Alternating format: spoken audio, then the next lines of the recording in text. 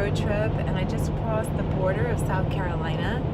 It is such a beautiful day. I'm so enjoying this ride today. The sun is out. It's not too hot though. It's 73. So much greenery everywhere.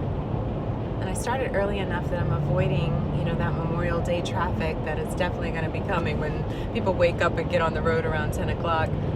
So I'll already be more than halfway there. So I'm excited. I'm going to my brother's house first, and then on to my spiritual mom's home. And then I'm going to this sustainable organic farm. So this journey is exciting. It's an adventure, and I'm so happy you're with me. See you in the next video.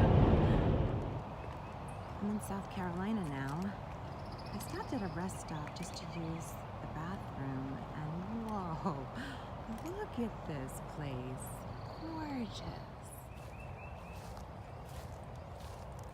The beauty of nature.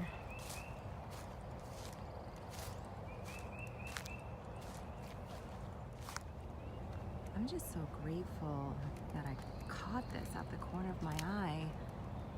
Oh, just beautiful. You could see this in person. It is gorgeous.